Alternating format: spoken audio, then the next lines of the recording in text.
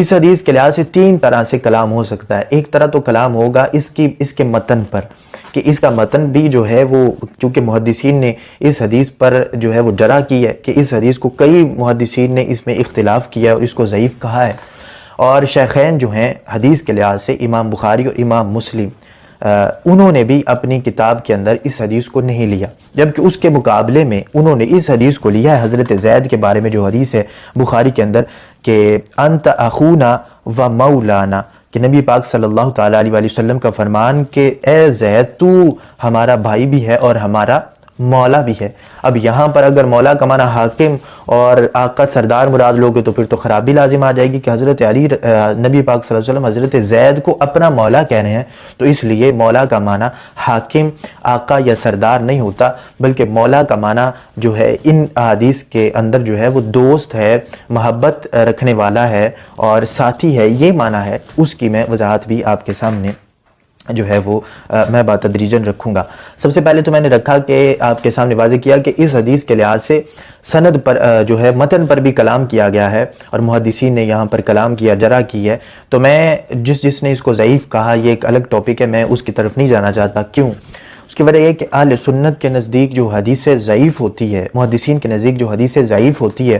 وہ فضیلت کے اندر قابل قبول ہوتی ہے، اس کے اندر فضیلت ہو تو اس کو قبول کر لیا جاتا ہے، اب عقیدے کے اندر وہ قبول نہیں کی جاتی۔ اب یہاں پر من کنت مولاہ فعلی مولا کے اندر یہ حدیث چاہے ضعیف بھی ہو لیکن اس کے اندر چونکہ حضرت علی رضی اللہ عنہ کی فضیلت ہے تو فضیلت کے لحاظ سے اس کو قبول کیا جائے گا۔ بسم اللہ الرحمن الرحیم۔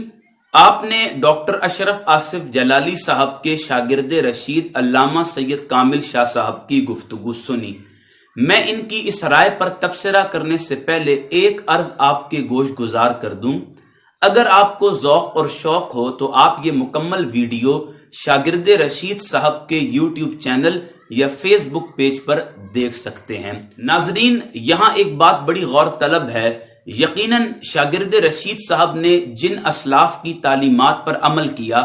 جن اساتذہ سے تربیت حاصل کی، یقیناً انہی کا یہ نظریہ ہوگا کہ حدیث ولایت ضعیف ہے، اور یہاں حضرت علی کی شان اقدس میں کیسی خوبصورت بات کی کہ چلیں حدیث ضعیف ہے لیکن ہمارا قاعدہ ہے کہ ضعیف حدیث فضیلت میں جائز ہے، تو ہم اس حدیث کو مولا علی کی فضیلت مان لیتے ہیں۔ آپ نے امت پر بڑا احسان کیا کہ ہمیں اپنے اسلاف کی تعلیمات سے نواز دیا۔ میں یہاں اپنے شیخ مربی شیخ الاسلام مجدد عصر پروفیسر ڈاکٹر محمد طاہر القادری مدد اللہ العالی کی بات نہیں کرتا، میں اہل سنت کا عقیدہ بیان نہیں کرتا، میں یہاں پر اہل حدیث مکتبہ فکر کے حدیث کے امام شیخ البانی کی ایک رائے آپ کے سامنے بطور عرض پیش کر دیتا ہوں۔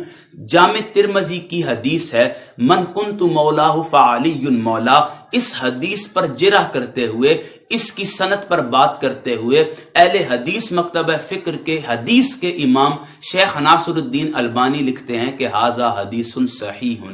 اسی طرح ابن ماجہ کی 121 نمبر حدیث ہے من کنت مولاہ فھذا علی مولا، اس پر بھی جرح کرتے ہوئے اہل حدیث کے امام شیخ شعیب ارنوت، شیخ زبیر علی زئی، شیخ ناصر الدین البانی کہتے ہیں کہ ھذا حدیث صحیح۔ ناظرین، یہ تو بات ہوگی صحاح ستہ کی کتابوں کی، لیکن شیخ ناصر الدین البانی صاحب نے ایک سلسلہ شروع کیا، سلسلہ احادیث صحیحہ۔ اس کی دوسری جلد میں 1750 نمبر پر ایک حدیث لے کر آئے، حدیث ولایت، پھر وہاں نیچے استخراج پیش کیا اور جو لوگ اس حدیث کو ضعیف کہتے ہیں ان کے ساتھ بحث کی اور اس حدیث ولایت کو صحیح ثابت کیا۔ میں نے کسی اہل سنت کے عالم دین کا نام نہیں لیا، میں نے کسی امام کی، مجتہد کی، فقیہ کی بات نہیں کی، میں نے صرف اہل حدیث مکتبہ فکر میں جو حدیث کے امام ہیں ان 3 شخصیات کا نام لیا، شیخ زبیر علی زئی، شیخ ناصر الدین البانی، شیخ شعیب ارنوت، وہ حدیث ولایت کو صحیح کہتے ہیں۔ اب میں صرف یہاں ایک عرض آپ ناظرین کے گوش گزار کرنا چاہتا ہوں کہ مجھے رافضی ثابت کرنے کے بجائے خدا کے لیے خود کو ناسبیت سے بچائیں۔ ناظرین، جب نبی نے غدیر کے مقام پر علی کی ولایت کا اعلان کر دیا، اب ہمیں کیا شوق اور ذوق پیدا ہوا ہے کہ ہم حدیث ولایت کو ضعیف کہنا شروع کر دیں؟